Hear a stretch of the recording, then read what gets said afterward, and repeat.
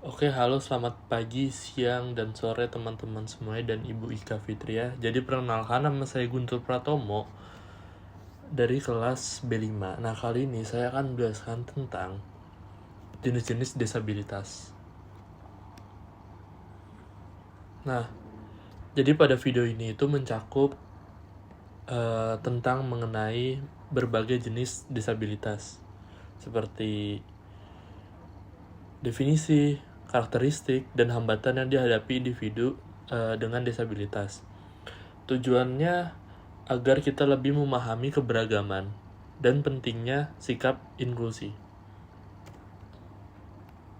Nah, jadi apa sih disabilitas?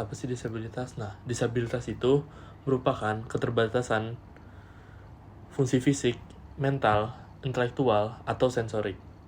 Nah, yang menyebabkan ini hambatannya itu dalam berpartisipasi secara penuh di masyarakat. Nah, fokus utamanya itu bukan pada kelemahan individu, namun pada hambatan lingkungan. Jadi, disabilitas ini bukan semata-mata seperti kekurangan seseorang, tetapi hasil dari interaksi antara keterbatasan individu dan hambatan lingkungan yang ada. Jadi semakin inklusi lingkungan kita, semakin kecil pula hambatan yang mereka hadapi. Nah, untuk selanjutnya, saya akan menjelaskan beberapa jenis-jenis disabilitas. Dengan disabilitas pertama itu disabilitas fisik atau bisa disebutkan tunadaksa. Nah, tunadaksa ini itu merupakan keterbatasan pada anggota tubuh yang menghambati fungsi gerak. Nah, hal ini disebabkan oleh kelainan tulang, otot, dan saraf. Nah, untuk karakteristiknya sendiri itu ada 3 poin. Yang pertama itu kesulitan berjalan, berdiri, atau menggunakan tangan, postur tubuh yang tidak simetris, atau koordinasi gerak yang sering terganggu. Untuk hambatannya, kesulitan mobilitas di lingkungan yang tidak aksesibel, ketergantungan pada alat bantu seperti kursi roda atau tongkat pembantu, dan tantangan dalam aktivitas fisik di sosial. Jadi individu dengan tunadaksa ini biasanya mengalami keterbatasan gerak akibat kelainan fisik. Namun, mereka tetap bisa berprestasi jika lingkungannya mendukung. Contoh, di lingkungan kampus, ada yang namanya rem, atau yang ada namanya guiding block, atau bisa menggunakan kursi roda, dan termasuk sikap penerimaan diri dari orang sekitar. Untuk selanjutnya, itu ada disabilitas sensorik tunanetra. Nah, jadi tunanetra ini itu didefinisikan sebagai kehilangan total atau sebagian kemampuan untuk melihat. Untuk karakteristiknya sendiri, itu tidak mampu mengenal warna, bentuk, atau jarak dengan baik. Dia itu mengandalkan indera peraba dan menggunakan huruf braille untuk alat bantu visual. Nah, di hambatannya sendiri, mereka itu memiliki kesulitan untuk akses informasi yang berbasis visual. Terus mobilitas terbatas jika tidak ada pemandu atau tongkat, dan tantangan di orientasi di ruangan baru atau di lingkungan baru. Tunanetra ini perlu didukung lingkungan yang aman seperti aksesibilitas informasi, misalnya kayak lewat tanda suara, huruf braille, atau aplikasi pembaca layar. Untuk disabilitas selanjutnya itu tunarungu. Nah, jadi tunarungu ini gangguan sebagian atau total pendengaran yang menghambat komunikasi verbal. Nah, karakteristiknya itu tidak merespon suara, mengandalkan bahasa isyarat, gerak bibir, atau tulisan, kadang bahkan mengalami keterlambatan bicara. Nah, untuk hambatannya itu kesulitan berkomunikasi dengan orang yang tidak paham bahasa isyarat. Itu yang jadi hambatan utama. Lalu, terbatasnya dalam kegiatan berbasis suara seperti diskusi atau telepon. Jadi tunarungu ini membutuhkan dukungan berupa penerjemah bahasa isyarat dan lingkungan yang menghargai komunikasi visual agar mereka dapat berpartisipasi aktif dalam lingkungan. Nah, untuk disabilitas sensorik selanjutnya itu tunawicara. Nah, jadi tunawicara ini itu gangguan pada kemampuan berbicara karena kelainan organ bicara atau saraf.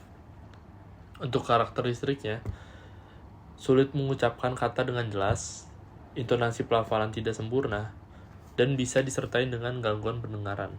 Untuk hambatan utamanya sendiri itu, mereka sulit mengekspresikan pikiran secara verbal, rentan disalahpahami oleh orang lain, dan kepercayaan diri bisa menurun karena dapat ejekan dari lingkungan gitu. Jadi tunawicara ini itu sangat membutuhkan waktu dan dukungan dalam berkomunikasi. Dengan kesabaran dan penggunaan media tulisan atau simbol, komunikasi itu bisa menjadi tetap efektif itu.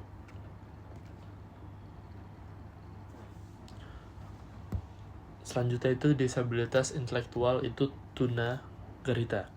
Nah, jadi apa sih tunagrahita itu? Nah, tunagrahita itu kondisi fisik individu dengan tingkat intelektual di bawah rata-rata, disertai keterbatasan dalam fungsi adaptif. Karakteristik utamanya itu dia itu lambat memahami dan perlu instruksi berulang yang sederhana dan kesulitan untuk membuat keputusan atau pemecahan masalah. Untuk hambatannya sendiri, mereka itu sulit bersaing dalam pembelajaran akademik. Terus mereka sangat perlu pendamping dalam aktivitas sehari-hari dan tantangan sosial yang sering disalahpahami. Jadi anak tunagrahita itu tetap bisa belajar dan mandiri jika pembelajarannya itu sesuai dengan porsi mereka yang terstruktur dan berulang. Untuk selanjutnya itu tunalaras. Nah, tunalaras ini itu gangguan emosi dan perilaku. Jadi definisi umumnya itu merupakan gangguan dalam mengandalkan emosi dan menyesuaikan perilaku sosial. Untuk karakteristiknya sendiri, itu mereka itu mudah marah, memberontak, atau menarik diri dari lingkungan. Nah, dia juga sulit untuk mengikuti peraturan dan kadang menunjukkan perilaku agresif atau antisosial. Untuk hambatannya sendiri, konflik dengan guru atau teman sebaya itu sering terjadi.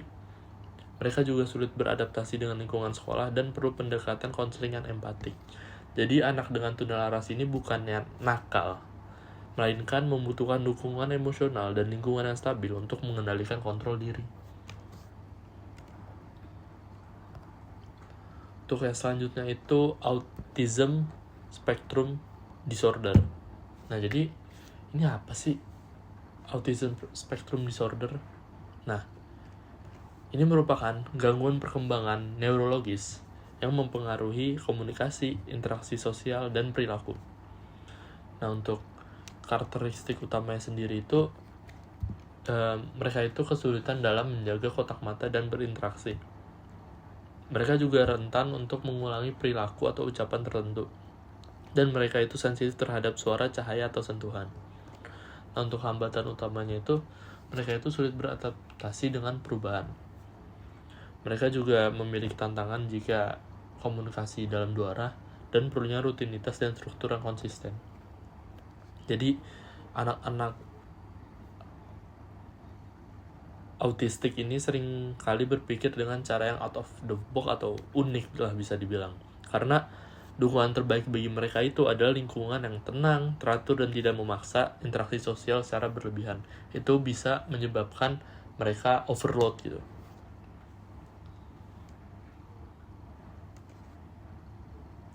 Untuk yang selanjutnya itu ADHD atau Attention Deficit Hyperactivity Disorder.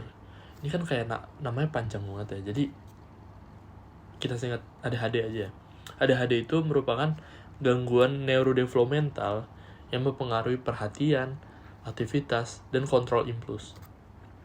Jadi untuk karakteristiknya itu mereka itu sulit dalam waktu yang lama. Contoh misalkan dalam kita ngobrol nih dengan pelaku ADHD, itu mereka tuh sulit untuk fokus ke kita secara lama.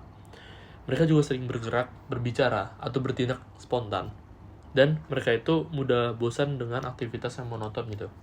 Untuk hambatan sendiri, mereka itu memiliki kesulitan belajar dan menyelesaikan tugas karena mereka itu sulit untuk fokus, rentan dianggap tidak disiplin, dan perlu strategi belajar yang aktif dan bervariasi.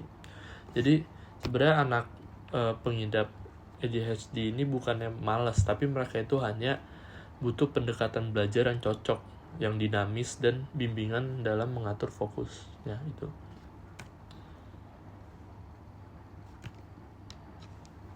Yang selanjutnya itu learning disabilities atau kesulitan belajar spesifik.